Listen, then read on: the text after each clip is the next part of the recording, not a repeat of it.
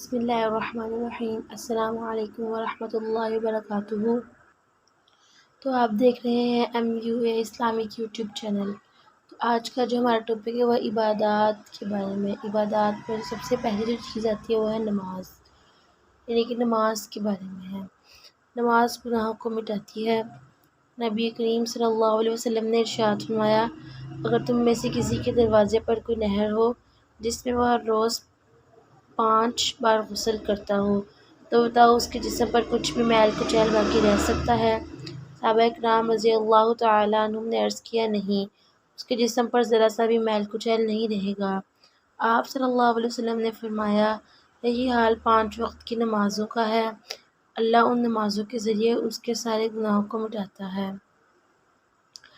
اس حدیث کے ذریعے نبی کریم صلی اللہ علیہ وسلم نے یہ حقیقت واضح کی ہے کہ نمازیں انسان کے گناہوں کے معاف کیے جانے کا ذریعہ بنتی ہیں۔ آپ صلی اللہ علیہ وسلم نے اس بات کو ایک محسوس مثال کے ذریعے سمجھایا تاکہ لوگ آسانی سے بات کو سمجھ سکیں۔ نماز سے انسان کے دل میں شکر کی وہ کیفیت پیدا ہوتی ہے جس کے نتیجے میں وہ خدا کی اطاعت کی راہ میں برابر بڑھتا جاتا ہے اور نافرمانیوں سے اس کا ذہن دور ہو جاتا ہے، یہاں تک کہ اگر اس سے کوئی غلطی ہوتی ہے تو وہ جان بوجھ کر نہیں ہوتی، وہ فوراً اپنے رب کے سامنے گر پڑتا ہے اور رو رو کر معافی مانگتا ہے۔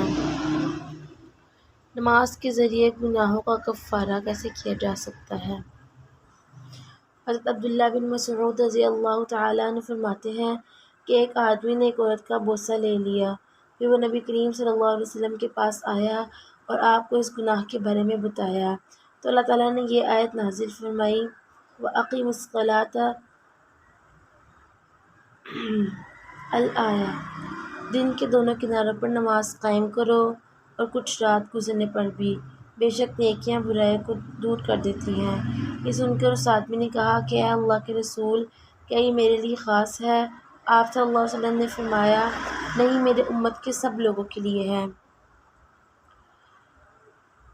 کہ نماز جو ہے وہ گناہوں کا کفارہ بنتی ہے۔ اس حدیث میں جس آدمی کا ذکر ہے وہ ایک صاحب ایمان آدمی تھا۔ وہ جان بوجھ کر گناہ نہیں کرتا تھا، لیکن انسان ہی تھا، راستے میں جذبات کی روح میں بہہ کر اس نے ایک اجنبی عورت کا بوسہ لے لیا۔ اس پر اسے اتنی پریشانی ہوئی کہ وہ حضور صلی اللہ علیہ وسلم کے پاس آیا اور اس نے یہ کہا کہ میں نے ایک قابل سزا کام کیا ہے، مجھ پر حد جاری ہونی چاہیے۔ تو نبی کریم صلی اللہ علیہ وسلم نے سورہ ہود کے آخری رکوع کی آیت اسے سنائی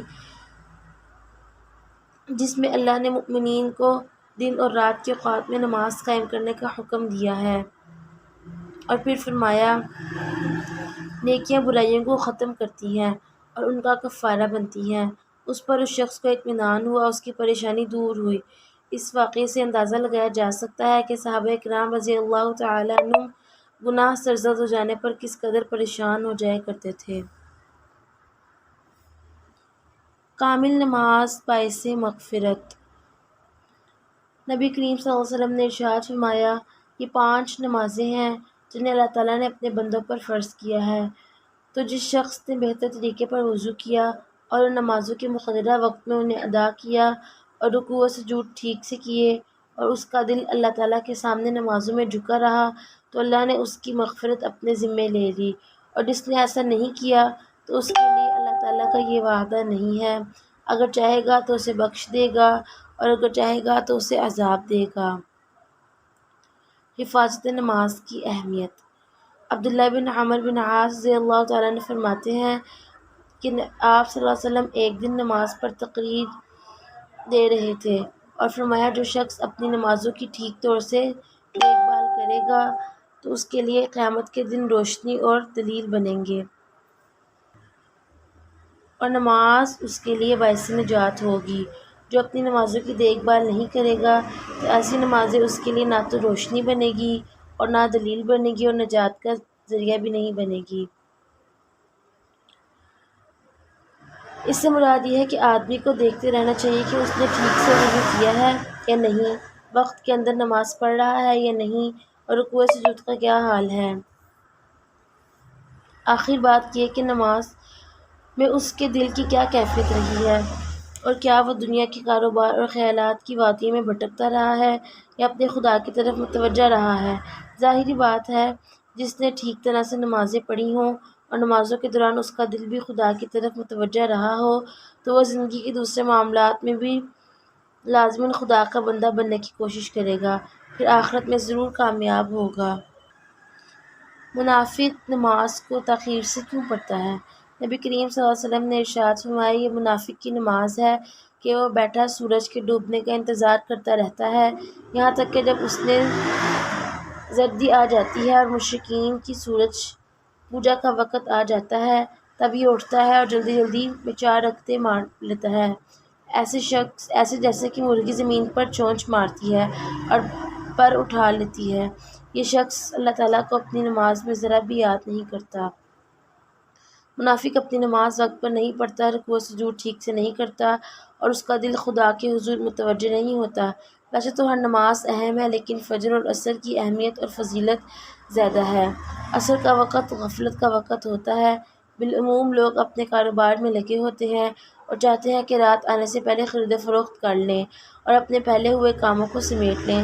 اس لیے اگر مومن کا ذہن بیدار نہ ہو تو عصر کی نماز خطرے میں پڑ سکتی ہے، اور صبح کی نماز کی اہمیت اس لیے ہے کہ نیند کا وقت ہوتا ہے۔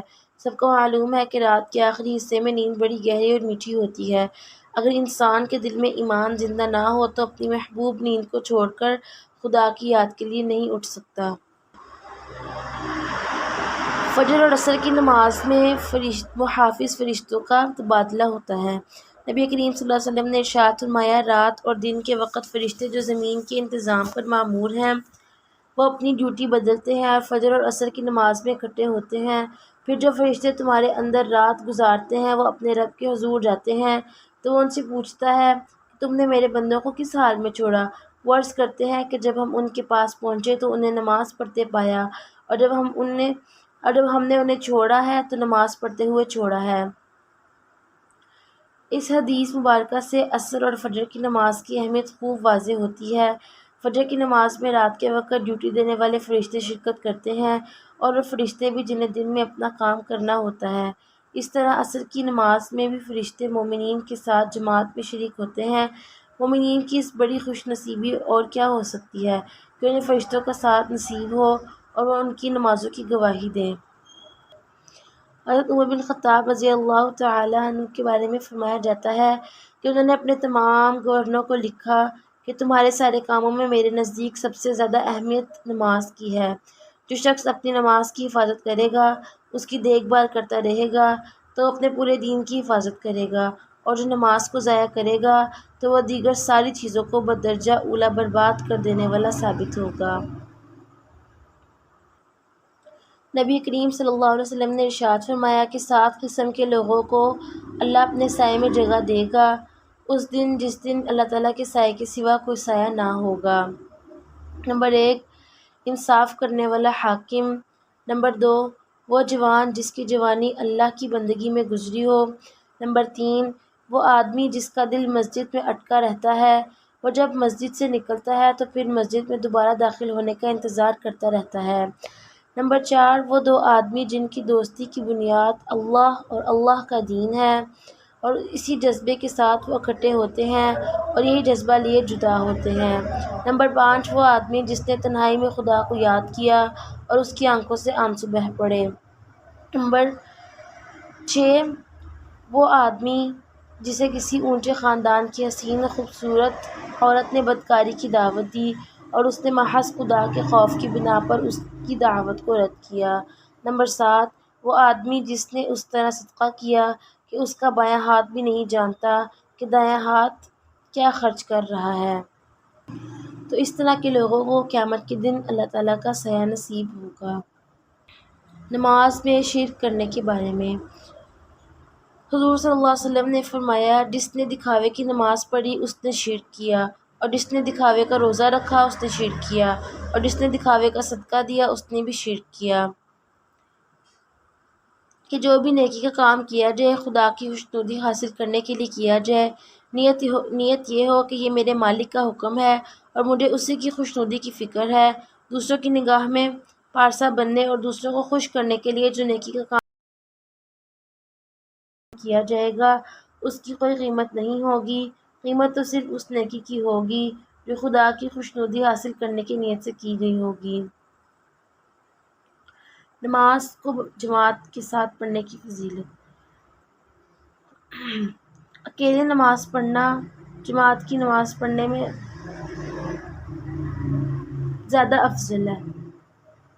نبی کریم صلی اللہ علیہ وسلم نے فرمایا کہ بلا عذر مسلمانوں کی جماعت سے الگ تھلگ اور اکیلے نماز پڑھنے والے کی نماز کے مقابلے میں جماعت کی نماز 27 درجے زیادہ فضیلت رکھتی ہے۔ جماعت کی نماز میں ہر طرح کے مسلمان شریک ہوتے ہیں، امیر بھی، غریب بھی، خوش پوشاک بھی اور پھٹے پرانے کپڑے پہننے والے بھی۔ تو جن لوگوں کے اندر بڑائی کا غرور ہوتا ہے اور مالداری کے نشے میں بدمست ہوتے ہیں، وہ اس بات کو پسند نہیں کرتے کہ ان کے ساتھ کوئی اور کھڑا ہو، اس لیے کہ وہ نماز اپنے گھروں میں پڑھتے ہیں۔ حضور اکرم صلی اللہ علیہ وسلم نے اس ذہنی بیماری کا علاج یہ بتایا کہ جماعت کے ساتھ نماز پڑھو، اپنے کمروں یا مسجد میں تنہا نماز نہ پڑھو۔ پھر یہ بات بھی ہے کہ بالعموم جماعت کے ساتھ نماز پڑھنے میں شیطانی وساوس کم پیدا ہوتے ہیں اور آدمی کا خدا کے ساتھ تعلق بھی مضبوط ہوتا ہے۔ اس وجہ سے حضور اکرم صلی اللہ علیہ وسلم کے ارشاد کے مطابق نماز با جماعت کا درجہ 27 گنا زیادہ ہے۔ جماعت کے ساتھ نماز پڑھنا افضل ہے۔ نبی اکرم صلی اللہ علیہ وسلم نے ارشاد فرمایا، آدمی کی نماز جو وہ کسی دوسرے آدمی کے ساتھ مل کر پڑھتا ہے زیادہ ایمانی نشوونما کا باعث بنتی ہے اس نماز کے مقابلے میں وہ جو اکیلے پڑھتا ہے، اور وہ نماز جو اس نے 2 آدمیوں کے ساتھ مل کر پڑھی وہ ایک آدمی کے ساتھ پڑھی گئی نماز کے مقابلے میں ایمان کی زیادتی کا باعث بنتی ہے۔ اور پھر جتنی ہی زیادہ تعداد میں لوگ وہاں مل کر نماز پڑھیں تو وہ اللہ کے نزدیک پسندیدہ تر ہے، اتنا ہی خدا سے تعلق مضبوط ہوگا۔ جماعت کے ساتھ نماز نہ پڑھنے کا نقصان۔ جس کسی بستی یا گاؤں میں 3 مسلمان ہوں اور وہاں جماعت کے ساتھ نماز نہ پڑھی جائے تو ان پر شیطان غلبہ پا لیتا ہے، یعنی کہ غالب ہو جاتا ہے۔ جماعت کے ساتھ نماز پڑھنے کو اپنے پر لازم کر لیں، کیونکہ بھیڑیا صرف اس بکری کو کھاتا ہے جو اپنے چرواہے سے دور اپنے گلے سے الگ ہو جاتی ہے۔ جماعت کے ساتھ نماز پڑھنے والوں پر خدا کی رحمت نازل ہوتی ہے، وہ ان کی حفاظت کرتا ہے، لیکن اگر کہیں جماعت قائم نہ کی جائے تو اللہ اپنی حفاظت و نگرانی کا ہاتھ ان سے کھینچ لیتا ہے اور وہ شیطان کے قابو میں چلے جاتے ہیں۔ پھر وہ انہیں جس طرح چاہتا ہے شکار کر لیتا ہے اور جس راہ پر چاہتا ہے چلاتا ہے، جیسے بکریوں کا ریوڑ جو اپنے چرواہے کے قریب رہتی ہے تو دوہری حفاظت میں رہتی ہے، ایک مالک کی حفاظت، دوسرے باہمی اتحاد کی۔ ان دونوں صورتوں میں بھیڑیا انہیں شکار نہیں کر پاتا، لیکن اگر کوئی بیوقوف بکری اپنے چرواہے کی منشا کے خلاف گلے سے نکل کر پیچھے رہ جائے یا آگے نکل جائے تو بھیڑیا نہایت آسانی سے اس کا شکار کر لیتا ہے، کیونکہ یہ کمزور بھی ہے اور مالک کی حفاظت سے بھی اس نے اپنے آپ کو محروم کر لیا ہے۔ بلا عذر جماعت کی نماز کو چھوڑنے کا انجام۔ رسول اللہ صلی اللہ علیہ وسلم نے ارشاد فرمایا، جس شخص نے خدا کے بلانے والے مؤذن کی آواز سنی اور اسے کوئی ایسا عذر بھی لاحق نہیں جو اس کی پکار پر دوڑ پڑنے سے روکتا ہو، تو اس کی وہ نماز جو اس نے اکیلے پڑھی ہے قیامت کے دن قبول نہ کی جائے گی۔ لوگوں نے حضور اکرم صلی اللہ علیہ وسلم سے پوچھا کہ عذر سے کیا مراد ہے اور کون کون سی چیزیں عذر بنتی ہیں؟ آپ صلی اللہ علیہ وسلم نے فرمایا، ڈر اور بیماری۔ ڈر سے مراد جان کی ہلاکت کا ڈر ہے، کسی دشمن کی وجہ سے یا درندے اور سانپ کی وجہ سے۔ مرض سے مراد وہ حالت ہے جس کی وجہ سے آدمی مسجد تک نہیں جا سکتا، مثلاً شدید طوفانی ہوا، بارش اور معمول سے زیادہ سردی ہو۔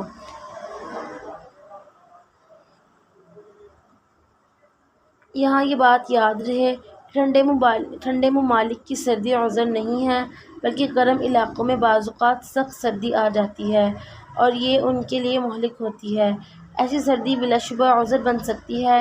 اس طرح نماز کے عین وقت پر آدمی کو اگر پیشاب یا پخانے کی حاجت محسوس ہو تو یہ بھی عذر میں شامل ہوتا ہے۔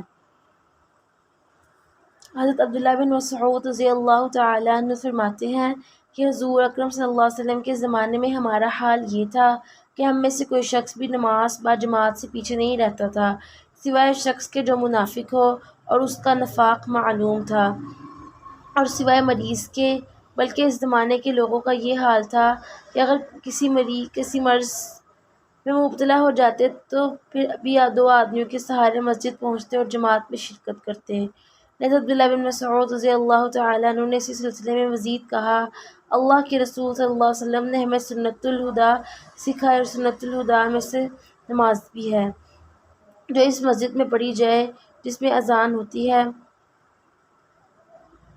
اور ایک روایت میں یہ بھی ہے کہ انہوں نے فرمایا، جس شخص کو یہ بات پسند ہو کہ وہ مطیع و فرما بردار بندے کی حیثیت سے کل قیامت میں اللہ سے ملے تو اس سے ان 5 نمازوں کی دیکھ بھال کرنی چاہیے اور انہیں مسجد میں جماعت کے ساتھ ادا کرنا چاہیے، کیونکہ اللہ تعالیٰ نے تمہارے نبی کریم صلی اللہ علیہ وسلم کو سنن ہدا کی تعلیم دی ہے، اور یہ نمازیں سنن ہدا میں سے ہیں۔